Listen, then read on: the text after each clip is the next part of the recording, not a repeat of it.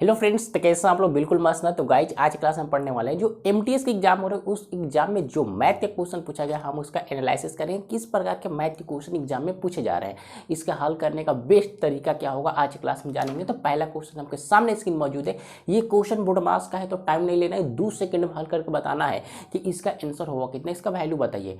Board marks का नियम बताने की मुझे जरूरत नहीं है, आपको पता होगा, बचपन से पढ़ते आ रहा हूँ बोर्ड मार्क्स। क्लियर है ना? तो चलिए जल्दी से हल करके बताइए कि इसका आंसर होगा कितना। देखिए कैसे हल करेंगे इसको, विद इन सेकंड में कैसे हल किया जाएगा। क्वेश्चन में ही हल कर देना, नहीं स्टेप स्टेप नहीं जाना है ना, नहीं तो बहुत ज़्यादा टाइम लगेगा। देखिए बोर्ड मार्क्स के नियम क्या होता है, पहले बड़ा ब्रैकेट में, उसके बाद छोटा ब्रैकेट, है ना, मझिला के बाद छोटा। तो इसमें तो मझिला है नहीं, मिडिल नहीं है, तो डायरेक्ट जाएंगे स्मॉलेस्ट ब्रैकेट में। तो इसको काट लीजिए, 8 से काटेंगे, 8 9 72, 9 हो जाएगा। क्लियर है? 9 चौके ये 36 हो जाएगा। अब बीच में क्या है, प्लस है, तो जोड़ दें। 36 और 9 45 बन जाएगा। ये इसका वैल्यू आ गया। यहाँ से यहाँ तक हमने हल किया तो 45 बना। क्लियर है? एक बड़ा ब्रैकेट का हल हो चुका है। यहाँ से फिर यहाँ तक बड़ा ब्रैकेट है और इसमें छोटे ब्रैकेट का हल करें। देखिए 8 3 24 और 3 27, यहाँ से यहाँ तक हल किया तो 27 आ चुका है। क्लियर है? फिर इसको गुना करें, 9 7 63 और बीच में क्या है, प्लस है, तो जोड़ दीजिए। जोड़ोगे तो कितना होगा, 90 हो जाएगा। क्लियर है? यहाँ पे देखोगे तो बीच में भाग का सिंबल है, तो भाग लगाओगे, यानी भाग का मतलब क्या, काटना ही होता है, तो काट दो। 45 2 90, 2 हमारा करेक्ट आंसर। क्लियर है? यस ना बताओ, किसी को दिक्कत यहाँ तक नहीं होगी। आगे बढ़े, चलिए अगले क्वेश्चन में चलते हैं गाइज। नेक्स्ट क्वेश्चन को हल करके बताइए कि आंसर हुआ कितना। अगला क्वेश्चन हल करेंगे।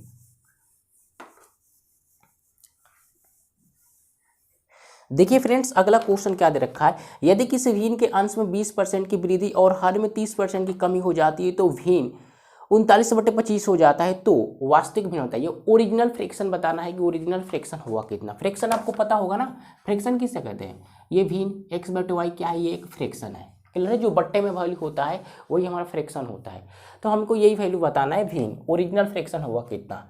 देखिए किसी अंश, ऊपर वाले को अंश बोलते हैं न्यूमिनेटर, नीचे वाले का हर यानी डिनोमिनेटर। क्लियर है? तो ऊपर वाले यानी अंश में क्या कहा जाता है, 20% की वृद्धि होती है। तो कोई भी चीज अपने आप में 100% होता है, उस पर 20% बढ़ाओगे तो कितना हो जाएगा। कोई भी चीज अपने आप में 100% होता है। क्लियर है? इस पर 20% बढ़ाओगे तो कितना होगा, 120 होगा। हुआ कि नहीं होगा? क्लियर है? ये अंश हुआ, बट्टा लगाएंगे, नीचे होगा हर में 30% की कमी हो गई है, तो 100 पर 30% कमी यानी 70%, 70 यूनिट। क्लियर है? बातें समझ में आई? अंश में हमने कितना बढ़ा दिया, 120 बढ़ा दिया और हर में 30% घटा दिया। क्लियर है? समझ गए? तो हमारा नया जो फ्रैक्शन है कितना हो जाता है, 39/25 हो जाता है। यस से नो। देखिए अब यहाँ से करना कुछ नहीं, काट लीजिए। 1 0 से 1 0 काट ही सकते हो। 3 से काटोगे 3 चौके 12, है ना। इसको 3 से काटोगे तो 13 3 39। अब कोई कटेगा नहीं, गुना कर लेते हैं, यानी इसको गुना करेंगे तो कितना होगा, क्रॉस में गुना होगा, बराबर में है तो क्रॉस में, यानी 13 7 91 और ये 25 चौके 100। यही हमारा करेक्ट आंसर, 91/100। बताइए किसी को दिक्कत? क्लियर है? Yes sir no. चलिए अगले क्वेश्चन पर आते हैं। नेक्स्ट क्वेश्चन आपके सामने होगा, आप इसको हल करके बताइए कि जवाब इसका कमेंट में आंसर हुआ कितना। जल्दी से फास्ट डू इट। 9,400 रुपये राशि को ए बी सी के बीच इस प्रकार विभाजित किया जाता है कि ए और बी के हिस्से का अनुपात 4:3 है, बी और सी के हिस्से का अनुपात 5:4 है। तो सी का हिस्सा निकालना है, सी का हिस्सा करना। बंटवारा करने आता होगा तो विद इन सेकंड में कर देंगे, नहीं तो यहाँ पे समझिए बंटवारा किया कैसे जाता है। हमको चाहिए गाइस सी का हिस्सा फाइंड करना है ना। तो फ्रेंड समझेंगे, 3 व्यक्ति हैं, ए है, एक बी है और तीसरा सी है। क्लियर है? ए और बी का हिस्सा दे रखा है कितना गाइस, 4:3, 4:3 रेशियो में है। और बी और सी का हिस्सा 5:4, बी और सी का यानी 5:4। रेशियो निकालने आता होगा, नहीं आता है तो समझिए।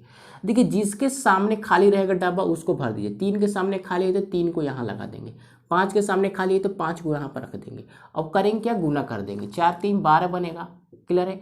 इसको करेंगे तो 15 और इसको करेंगे तो 20। ये हो गया हमारा रेशियो। क्लियर है? अब इसको जोड़ लीजिए। अगर पूरा मैं यूनिट जोड़ूँ तो कितना होगा गाइज, पूरा यूनिट जोड़ लेंगे तो 15 20 35 और ये कितना होगा, 47। यही ना, 47। क्लियर है? यस सर, 47 हो गया। पूरा वैल्यू कितना हुआ 47 हुआ, जबकि क्वेश्चन में पूरा रुपए दे रखा है कितना 9400, तो 47 यूनिट रिप्रेजेंट करेगा 9400 को। क्लियर है यार भाई, ये रेशियो का वैल्यू कितना है 47 है ना, 47 रुपया, जबकि वैल्यू कितना दिया है, कितना रुपया दिया है 9400, तो 47 यूनिट रिप्रेजेंट करते हैं 9400 को, तो एक यूनिट का वैल्यू कितना होगा, काट दोगे तो आएगा 2000। यस सर बताइए, एक यूनिट का वैल्यू आ गया 2000। हमसे पूछा गया बी का ही सी का हिस्सा, सी का वैल्यू कितना है, सी का वैल्यू कितना है गाइस 12 है, सी का वैल्यू 12 है और एक यूनिट का वैल्यू 2000, तो इसमें गुना कर देंगे 2000 से।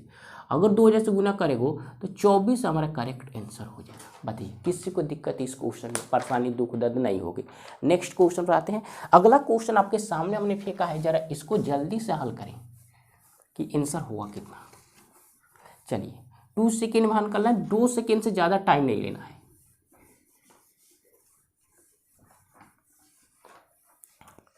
चलिए गाइज अगला क्वेश्चन देखेंगे। अगला क्वेश्चन है ए बी सी किसी काम को 3 दिनों में पूरा कर सकते हैं, बी अकेले इसी काम को 18 दिनों में कर सकता है, बी अकेले इसी काम को 6 दिनों में कर सकता है, तो सी अकेले इस काम को कितने दिनों में पूरा करेगा, मतलब कितना टाइम लगेगा सी को करने में काम को। इस देखिए गाइस समझेंगे कैसे हल किया जाएगा। 3 व्यक्ति हैं ए बी सी किसी काम को, देखिए ए प्लस बी प्लस सी, ये तीनों मिलकर किसी काम को 3 दिन में करते हैं, है ना, 3 दिन में करते हैं। और जो ए है अकेला, ए है ये अकेले 18 दिन में करता है। यस या नो। आगे दे रखा है जो बी है, आगे है जो बी, ये जो है भाई जो बी है अकेले ये 6 दिन में काम कर देता है। यस सर क्लियर है। ये क्वेश्चन हमने लिखा है अभी और कुछ नहीं छेड़छाड़ किया। तो हमसे पूछा गया जो सी है भाई, सी कितने दिन में इस काम को कंप्लीट करेगा। तो इसको हल करने का बेस्ट तरीका होता है क्या, पहले इसका एलसीएम ले लेंगे इस टाइम का, इन टाइम का एलसीएम वो कितना होगा गाइज, इस टाइम का एलसीएम ले लेंगे तो हो जाएगा हमारा कितना 18 ही होगा, और क्या 18 ही एलसीएम होगा। 3 से उसको भाग लगाएं, 3 से भाग लगाएंगे 3 छक 18, 18 से भाग लगाओगे तो 1, 6 से भाग लगाओगे तो कितना होगा 3। ये 6 1 3 क्या है आपको तो पता होगी, इफिशियंसी कार्य करने की क्षमता है। यानी ए बी सी तीनों मिलकर एक दिन में 6 काम करेंगे।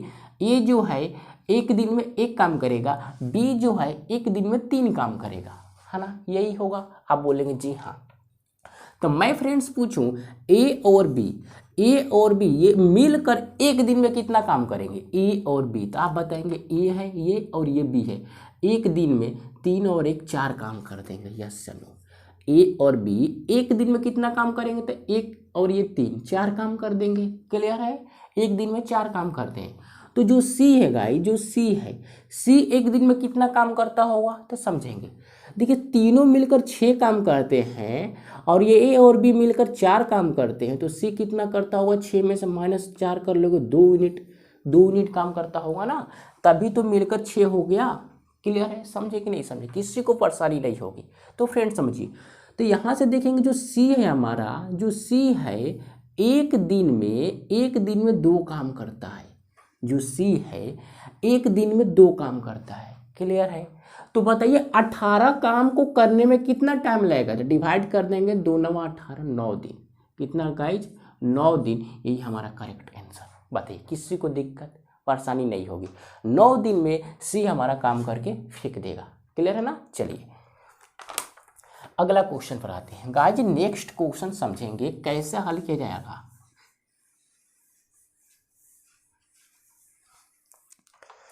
देखिए फ्रेंड्स अगला क्वेश्चन क्या दे रखा है, 35 व्यक्तियों की औसत आयु 40 वर्ष है, 35 वर्ष की आयु वाले 5 नए और व्यक्ति उनके साथ शामिल हुए, तो सभी व्यक्तियों का औसत आयु ज्ञात कीजिए। मतलब टोटल व्यक्तियों का एवरेज निकालना है कि कितना होगा। तो गाइस समझेंगे ध्यान से, यहाँ टोटल व्यक्तियों का एवरेज निकालना है, तो पहले आपको ये पता होना चाहिए कि टोटल व्यक्तियों का एज कितना है ना।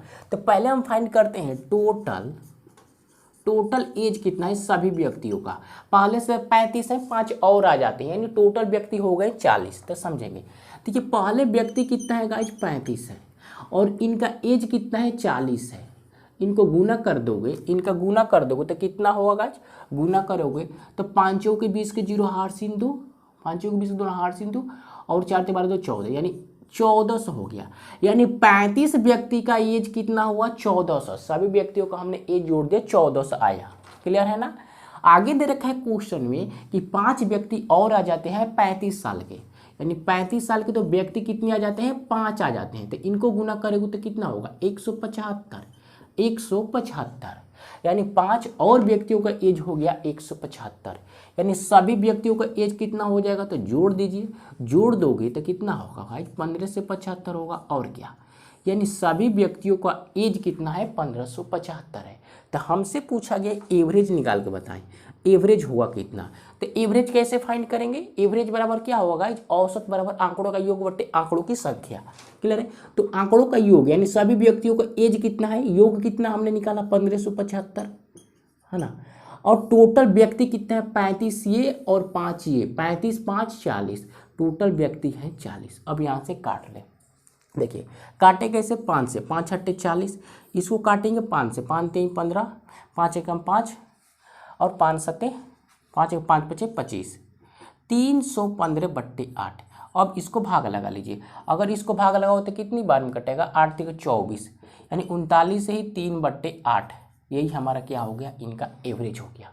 क्लियर है, यस है। बताइए किसी को दिक्कत यहाँ तक थोड़ा सा भी चुल्लू भर भी नहीं होगी। आगे बढ़ सकते हैं, बताइए किसी को परेशानी नहीं होगा। नेक्स्ट क्वेश्चन पर आती है। अगला क्वेश्चन समझेंगे फ्रेंड्स। ये सभी जो क्वेश्चन एग्जाम में पूछे गए हैं तो इनको ध्यान से समझिए। इसी प्रकार का क्वेश्चन एग्जाम में आ रहा है तो इसको ध्यान से समझते रहें और इस प्रकार के क्वेश्चन जहाँ भी मिले हल करते रहेंगे। क्लियर होगा, आपको कोई नहीं रोक पाएगा क्वालिफाई से। समझे कि नहीं समझे। चलिए अगला क्वेश्चन समझेंगे फ्रेंड्स। अगला क्वेश्चन क्या है, अगला क्वेश्चन सामने दे रखा है, इसका हमसे पूछा गया वैल्यू निकाल के बताइए कितना होगा। ये रूट में वैल्यू दे रखा है, एक दिया माइनस में 8 है ना, फिर प्लस और फिर ये बड़ा वाला रूट और 284 प्लस 13 प्लस 144, ये इस तरह लिखा गया। हमसे पूछा गया इसका वैल्यू फाइंड करें। तो फ्रेंड्स समझिएगा, देखो है कुछ नहीं, स्क्वायर पर रूट लगा दिया है, तो रूट पर रूट देखकर ज़्यादा रूट देखकर घबराना नहीं है, बस पेशेंस से काम रखेंगे। देखिए कैसे, इसको छोड़ दे ऊपर वाला, इसको देखें तो ये रूट में 144 है, इसका स्क्वायर रूट क्या होगा, यानी वर्गमूल कितना होगा 12 होगा, यानी इसका वैल्यू कितना आ गया 12 आ गया। इस 12 को इसमें जोड़ दे, क्यों यहाँ पे प्लस है तो इसका हमने वर्गमूल निकाला तो 12 है, तो यहाँ फिर 12 रखेंगे तो जोड़ दोगे 12 और 13 कितना होंगे 25 होगा। कितना हो जाएगा 25 होगा। अगर इसको यहाँ पे जोड़ दोगे तो कितना होगा 25 होगा, रूट में ऐसे ही। क्लियर है। तो 25 का वर्गमूल कितना हो जाएगा 5 हो जाएगा, यहाँ वैल्यू आ गया 5। समझ रहे हो ना, ध्यान से समझते रहेंगे। और फिर इस 5 को उठाना है इसमें जोड़ देंगे, इस 5 को उठाएंगे इसमें जोड़ देंगे। तो अगर इस 5 को उठा कर इसमें जोड़ दोगे तो कितना होगा 289, यानी 289 का वर्गमूल 17। कितना होगा 17, 7 7 7 यानी 17। यस या नो। अब इस 17 को उठाएंगे इसमें जोड़ दोगे तो इसमें जोड़ोगे तो जुटेगा नहीं। क्लियर है, क्योंकि यहाँ माइनस यहाँ प्लस है तो घट जाएगा, तो घटेगा तो कितना आ जाएगा 9 आएगा। 9 किस में होगा, रूट में होगा, है ना, रूट में होगा। और 9 बाहर निकलेगा तो 3 हमारा करेक्ट आंसर। बताइए किसी को दिक्कत यहाँ तक नहीं होगी। आगे बढ़ सकते हैं ना। चलिए अगले क्वेश्चन, बहुत ही आसान क्वेश्चन है, इसमें कोई आपको परेशानी नहीं होगी। देखिए फ्रेंड्स अगला क्वेश्चन क्या है, सीता ने 16 रुपए में 10 वस्तुएं खरीदी और राधा को 10 रुपए में 16 वस्तुएं बेची। राधा श्याम को 16 रुपए में 10 वस्तुएं बेचती है तो राधा द्वारा अर्जित लाभ प्रतिशत ज्ञात कीजिए, हमसे पूछा गया है। मतलब राधा जो है श्याम को वस्तु बेची तो कितने रुपया उसको प्रॉफिट हुआ, ये हमसे निकालने के लिए कहा गया है। तो गाइस समझेंगे। देखिए डिटेल से जाओगे तो टाइम लगेगा, तो मैं एक शॉर्ट ट्रिक बता रहा हूँ, ध्यान से समझेंगे। मेरी बातों को जो समझेगा विद इन सेकंड में इस प्रकार क्वेश्चन को हल कर सकता है। मतलब कोई दुकानदार है यानी सेलर है, ए रुपए में, है ना, ए रुपए में बी वस्तुएं क्या करता है खरीदता है। मेरी बातों को ध्यान समझिए, ए रुपए में बी वस्तुएं खरीदता है। क्लियर है। और फिर एम वस्तुएं यानी एम रुपए में एन वस्तुएं क्या करता है गाइस बेचता है। समझे कि नहीं समझे, मेरी बातों को ध्यान से समझिए। ए रुपए में बी वस्तुएं खरीदता है और एम रुपए में एन वस्तुएं बेचता है। करना क्या है, इस ए और एन को गुना कर दे और बी और एम को गुना करके घटा ले, यानी ए को उसमें गुना करेंगे तो ए एन हो जाएगा और माइनस के बी एम कर ले। यस या नो, किसी को दिक्कत यहाँ तक नहीं होगी। क्लियर है ना। और बट्टे लगाना है और फिर ए और एन गुणा करके बट्टे में लिख देंगे ए और एन, अब प्रतिशत के लिए गुने में 100। बताइए, ये आपको एंटीबायोटिक याद रखना है जब भी इस प्रकार के क्वेश्चन पूछे जाए तो। क्लियर है। इस पर वैल्यू पुट कर देंगे, आंसर आ जाएगा विद इन सेकेंड में। देखिए कैसे, देखिए अगर कोई वैल्यू क्या दिया है 16 रुपये में, 16 रुपये में कितना 10 वस्तुएं क्या करती है गाइज, खरीदती है, और 10 रुपये में 16 वस्तुएं बेचती है। तो करना क्या, ए और एन, ए है और ये एन है, 16 16 गुना कर ले, 16 गुने 16, बहुत ही आसान हो जाएगा। माइनस लगाएंगे बी और एम, ये बी है और ये एम है, 10 10 गुना कर लो, 10 गुने 10 है ना, और बट्टे में फिर 10 गुने 10 है ना आसान, और गुने में 100, 100 से 100 कट जाएगा। इसको करने करें तो कितना होगा, 6 36 यानी 256, 16 के स्क्वायर कर ले 256 माइनस के 100 और माइनस कर लोगे 156% हमारा करेक्ट आंसर हो गया। Yes sir. बताइए, जब ये फार्मूला पता रहेगा 2 सेकंड में हल कर लोगे ना, डिटेल से जाते रह जाओगे, टाइम बहुत ज़्यादा लगेगा, एग्जाम में टाइम उतना होता नहीं है, विद इन सेकंड में क्वेश्चन को उड़ाना होता है, तो जल्दी से हल करेंगे। क्लियर है ना। चलिए नेक्स्ट क्वेश्चन बनाते हैं। ये फार्मूला याद रखेंगे आप, नोट कर लें।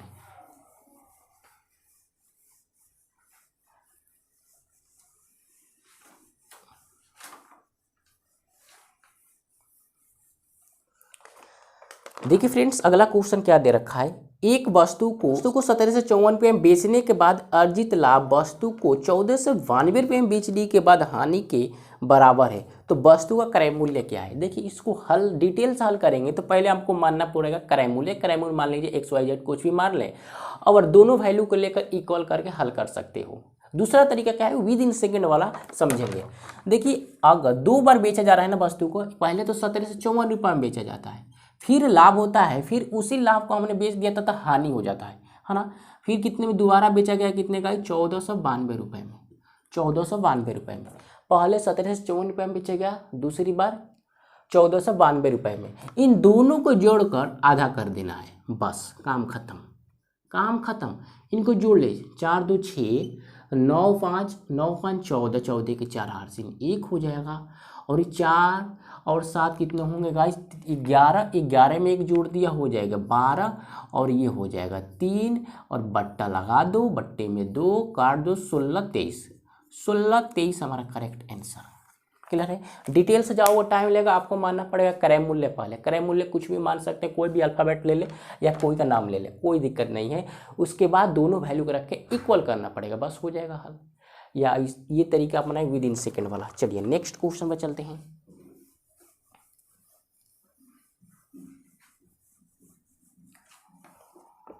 देखिए फ्रेंड्स, अगला क्वेश्चन क्या है, एक त्रिभुज की आधार की लंबाई संगत ऊंचाई से 6 सेंटीमीटर अधिक है, यदि त्रिभुज का क्षेत्रफल 108 सेंटीमीटर स्क्वायर है, तो त्रिभुज के आधार की लंबाई ज्ञात कीजिए। हमसे पूछा गया जो त्रिभुज का बेस है उसका लंबाई कितना है। तो फ्रेंड्स समझेंगे, पहले क्वेश्चन दे रखा है एक त्रिभुज का जो आधार है, इसका आधार यानी बेस, जो बेस है, बी से बेस, जो बेस है ऊंचाई से 6 अधिक है, यानी ऊंचाई मान लीजिए h है तो 6 अधिक है तो 6 जोड़ दीजिए।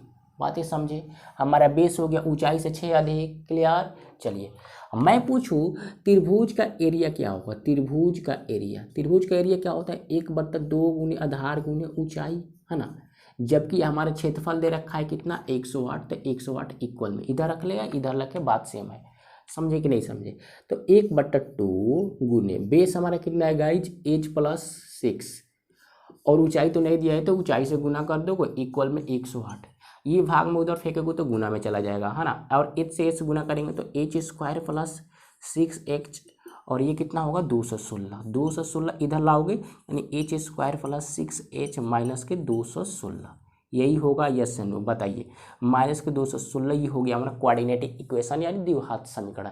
तो द्विघात समीकरण कैसे हल किए विद इन सेकेंड में समझेंगे, इसको पूरा हल करने की जरूरत नहीं है। एक ऐसा वैल्यू बताइए, ऐसे 2 वैल्यू बताइए जिनको गुना करूँ तो इतना हो जाए और घटाऊँ तो 16 आ जाए, 6 आ जाए। ऐसे 2 वैल्यू बताइए, 2 नंबर बताइए जिसको गुना करूँ तो 216 हो और माइनस करूँ तो 6 आ जाए। वो कौन सा वैल्यू है भाई, तो आप बताएंगे 18 और 1 12 है, इन दोनों गुना कर ले 216 आ जाएगा, घटा लोगे तो 6 आ जाएगा। क्लियर है। अब बात ये सिंबल की, देखिए जब भी यहाँ प्लस यहाँ रहे और माइनस यहाँ रहे, प्लस माइनस रहे, तो हमेशा पहले माइनस लगाना है उसके बाद प्लस लगाना है। ये क्या है, तरीका है। समझे कि नहीं समझे। अगर इस तरह को क्वेश्चन को हल करना है, कोऑर्डिनेटिक इक्वेशन को विद इन सेकंड में कैसे हल किया जाता है, हमारे चैनल पर वीडियो पड़ा हुआ है, आप देखकर कि कोई भी कोऑर्डिनेटिक इक्वेशन को विद इन सेकंड में हल कर सकते हो, है ना। पूरा हल करने की जरूरत नहीं है। यानी एक वो वैल्यू कितना आ गया -18, दूसरा वैल्यू आ गया +12। तो -18 माइनस में तो लंबाई नहीं होता है, तो ये हमारा वैल्यू कट जाएगा, नेगेटिव वैल्यू नहीं होगा। क्लियर है। 12 हमारा क्या होगा, करेक्ट आंसर होगा। लेकिन हमसे पूछा गया क्या, बेस होगा कितना। बेस हमने कितना किया है, h+6। तो इस 12 को यहाँ पर रख देंगे, है ना। 12 को वहाँ के उठा के यहाँ पर रखेंगे, तो 12 + 6 यानी 18 हमारा क्या होगा, आधार होगा। यही हमारा करेक्ट आंसर होगा। बताइए, किसी को दिक्कत नहीं होगी, आगे बढ़ सकते हैं, परेशानी नहीं होगी। क्लियर है ना। हमारा एच का वैल्यू आया था कितना गाइज, 12, तो 12 हमने यहाँ पर रख दिया, वो हमारा हो जाएगा आंसर। जोड़ देंगे तो 18। क्लियर। चलिए अगले क्वेश्चन को हल करिए, जल्दी से बताएं इसका जवाब होगा कितना। देखिए फ्रेंड्स, अगला क्वेश्चन क्या है। राहुल ने 21,250 रुपये की राशि को 6 वर्षों के लिए निवेश किया। 6 वर्ष पश्चात वह 21 साधारण ब्याज की दर से कुल राशि को 26,350 प्राप्त करेगा। मतलब 6 साल बाद किस की रेट से 26,350 वो धन हो जाएगी। पहले धन था कितना, 21,250। तो फ्रेंड समझेगा, हमसे पूछा गया है रेट, तो रेट बराबर क्या होता है, SI गुने 100 और बट्टे में क्या होगा गाइज, P गुने टाइम। यही होता है यस या नो। P मतलब क्या, प्रिंसिपल, T से मतलब टाइम, SI मतलब साधारण ब्याज, R से मतलब रेट, 100 तो 100। क्लियर है ना, तो समझेंगे। हमसे पूछा गया रेट ही, तो आपको पहले चाहिए SI साधारण ब्याज, यानी कितना % ब्याज बढ़ रहा है, वो सॉरी कितना रुपये ब्याज बढ़ रहा है। तो धन कितना हो जा रहा है गाइज, 26,350 इतना धन हो जाता है। पहले धन था कितना, 21,250 इतना धन था, और इतना हो जाएगा 6 साल बाद। इसको माइनस कर लोगे तो हमारा ब्याज आ जाएगा, यस या नो, SI आ जाएगा। तो SI कितना होगा जी, माइनस कर लिए, 0 एकम 0, 5 में से 0 और माइनस करेंगे तो 1, यहाँ पर 5 हो गया, 5100। 5100 क्या है गाइज, 5100 हमारा ब्याज है। क्लियर है। बट्टे में 100, हमारा धन प्रिंसिपल कितना है, 21,250 और टाइम कितना है, 6 साल। अब कुछ करना नहीं है, काट लीजिए। इसको काटोगे तो कितना होगा, 6 8 48, 6 5 30, 1 0, है ना। 1 0 से 1 0 काट ही सकते हो, और इसको काटेगा 5 5 25, यानी कितनी बार में कटेगा, 25 बार में। 25 से इसको काट दोगे 4, यानी 4% की रेट से, 4% की रेट से वो धन बढ़ेगा। तो हमारा धन हो जाएगा कितना, 26,350। पहले था कितना, 21,250। क्लियर है। 4% के रेट से हमारा क्या होगा, इस धन बढ़ेगा। समझे कि नहीं समझे। 6 साल बाद इतना आपको प्राप्त होगा 4% की रेट से। समझेंगे, किसी को दिक्कत यहाँ तक नहीं होगी। क्लियर है। अगर फ्रेंड्स आपको थोड़ा सा मजा है, चुल्लू भर भी एकदम हल्का सा भी थोड़ा सा मजा है, थोड़ा भी समझ में आए, तो एक वीडियो का लाइक करेंगे। आप इस चैनल पर नए हैं, ताज़ा हैं, फ्रेश हैं, नए जुड़े हैं, अभी फिलहाल ताजे में जुड़े हैं, तो चैनल को सब्सक्राइब कर लें। मिलते हैं नेक्स्ट वीडियो में। हाँ, शेयर भी जरूर करना है, शेयर रिलेशन में फैलाएं। जो MTS के बच्चा तैयारी कर रहे हैं उसके पास भी ये वीडियो भेजें कि इस बार का क्वेश्चन एग्जाम में पूछे जा रहे हैं, भैया आप देख ले इस वीडियो को, इस बार क्वेश्चन को हल करने की जरूरत है, बस इसके अलावा कोई भी क्वेश्चन नहीं।